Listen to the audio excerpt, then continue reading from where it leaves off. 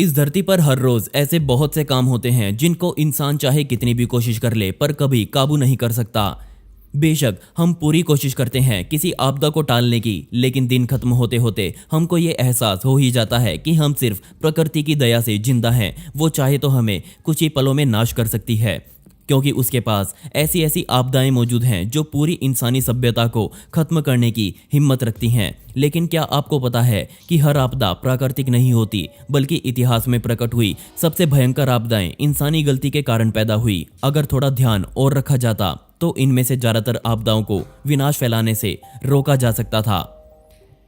Deep water horizon एक दशक पुरानी ड्रिल करने वाली रिग थी जिसे मेक्सिको की खाड़ी में खड़ा किया गया था। इस पूरी मशीन का काम एक ही था कि उसे एक बहुत बड़ा और गहरा कुआं उस जगह पर खोदना था। और आप शायद विश्वास न करें, पर इस कुएं की गहराई पूरे 18,000 फीट की होने वाली थी। कमाल की बात यह थी कि इस काम को पहले भी कई बार किया जा चुका था, तो इसमें अब की बार कुछ भी खास नहीं था। लेकिन 20 अप्रैल 2020 के दिन सब कुछ बदल गया।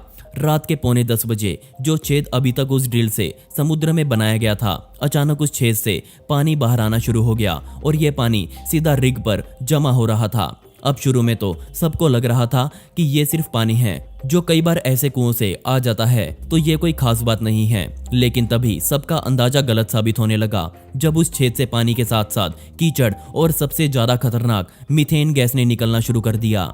अब हम सबको पता है कि मीथेन गैस कितनी जल्दी आग पकड़ती है, और ऐसा ही यहाँ भी हुआ। उसने बाहर निकलते ही तुरंत आग पकड़ ली और फिर रिग में एक बहुत तेज धमाका हुआ। इस पूरे कांड के दौरान 126 कर्मचारी रिग पर ही मौजूद थे और अब तक सबको एहसास हो चुका था कि यहाँ कुछ गलत जरूर हो रहा है, क्योंकि एक ही दम से पूरी रिग ने खिलौने की तरह कांपना शुरू कर दिया। अब सभी कर्मचारियों के पास कुल 5 मिनटों का समय था वहां से बचकर भागने का, लेकिन बदकिस्मती से सभी को ये 5 मिनट भी नसीब नहीं हुए। इस पूरे कांड में 11 लोगों की जानें गई। 20 अप्रैल को लगी ये आग 22 अप्रैल तक नहीं बुझी और इसी दिन शाम को ये रिग पूरी तरह से जलकर समुद्र में समा गई। अब यहाँ सिर्फ रिग का ही नुकसान नहीं हुआ था, बल्कि एक गार्ड जो कि रिग पर सबसे अंत तक बचा हुआ था, उसने फोन पर अधिकारियों को बताया कि इस रिग से हर रोज 8,000 बैरल तेल लीक होकर समुद्र में जा रहा है। बदकिस्मती से वो गार्ड ये जानकारी देने के बाद ही जलकर मर गया, जिसके बाद आनन फानन में बचावकर्ता टीम और गोताखोर भेजे गए, जिनका काम किसी को बचाना नहीं था, बल्कि जो कुआं खोदा हुआ था उस पर ढक्कन लगाना था। लेकिन सब कुछ असफल रहा, जिसके बाद बड़ी बड़ी समुद्री क्रेन्स को बुलाया गया और कहा कि इस कुएं के मुहाने पर कोई भार रख दे जिससे ये बंद हो जाए। लेकिन वो भी काम असफल रहा, जिसके बाद दिन बीते और फिर 15 जुलाई 2010 का दिन आया। जी हाँ, घटना के लगभग 3 महीने बाद जब इस कुएं को बंद किया गया और उसमें से हो रहे रिसाव को रोका गया। अब बारी थी जांच करने की। जिस कंपनी की ये रिग थी उसका नाम बीपी था, और जांच में पाया कि बीपी ने कुएं को खोदने से पहले कुछ अहम टेस्ट नहीं करवाए थे, जिस वजह से उनको इस बदकिस्मत घटना का सामना करना पड़ा। सरकार ने बीपी पर $30 बिलियन का फाइन लगाया, जिसके बाद बीपी $18.7 बिलियन फाइन के रूप में देने को राजी हुई, और ये फाइन आज भी अमेरिका के इतिहास में लगाया गया सबसे मोटा फाइन है। दोस्तों, आपने गेम्स तो बहुत खेली होंगी, लेकिन कभी गेम्स खेलकर पैसा तो आपने बिल्कुल नहीं कमाया होगा। लेकिन अब आप MPL के साथ अपनी पसंदीदा गेम्स खेलकर पैसा कमा सकते हैं, जैसा कि अभी मैं रनर अप वाली गेम खेल रहा हूं।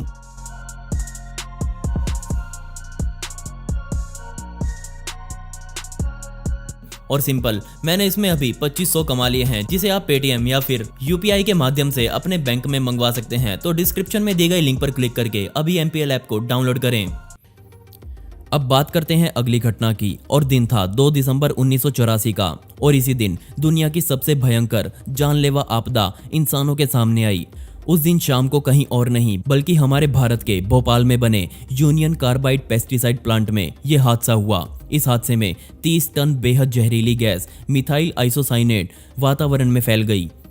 इसके अलावा और भी जहरीली और जानलेवा गैसेस इस प्लांट से बाहर निकलना शुरू हो चुकी थी। बदकिस्मती से इस प्लांट के साथ घनी आबादी रहती थी और पूरे 6 लाख लोग अब सीधे तौर पर इस गैस से बने बादल के संपर्क में आने वाले थे। अब यहाँ पर लोगों की जान लेने के लिए कई सारी स्थितियां बनी। ये गैसेस भारी थी, जिस वजह से ये सतह के बहुत ज्यादा पास में इकट्ठा हो चुकी थी। अब जल्दी ही उस रात को लोगों ने अस्पतालों में आंखों में जलन, गले में दर्द और शरीर जलने जैसी शिकायतें दर्ज करवाई, लेकिन बदकिस्मती से इस पूरे हादसे में हजारों लोगों की जान गई। एक अंदाजे के हिसाब से 3800 से लेकर 16,000 के बीच लोगों को अपनी जान इस हादसे में गंवानी पड़ी। इससे ज्यादा डराने वाली बात यह है कि इस घटना का असर आज भी वहां के लोगों के शरीरों में देखने को मिलता है। इसके अलावा इस हादसे से जुड़े असल आंकड़े अभी तक दुनिया के सामने नहीं आए हैं। ICMR ने इस कांड से जुड़े हर आंकड़े को 1984 में दिखाने से मना कर दिया। अब आप सोच रहे होंगे कि ये हादसा आखिर हुआ कैसे? तो इस हादसे का कारण था पानी। जी हाँ, मिथाइल आइसोसाइनेट से भरे टैंक में पानी रिस कर पहुंच चुका था, जिस वजह से टैंक में एक केमिकल रिएक्शन शुरू हुई और टैंक का तापमान 350 डिग्री सेल्सियस से ऊपर जा पहुंचा और अब धमाका होना तो लाजमी ही था। अब बात करते हैं उन दो मुख्य कारणों की जिस वजह से ये सब हुआ। सबसे पहला तो यूनियन कार्बाइड प्लांट पहले से ही बहुत बुरी हालत में चल रहा था। उसको मरम्मत की सख्त जरूरत थी और घटना के समय पर वो दर्जनों सुरक्षा के नियमों को तोड़कर काम कर रहा था।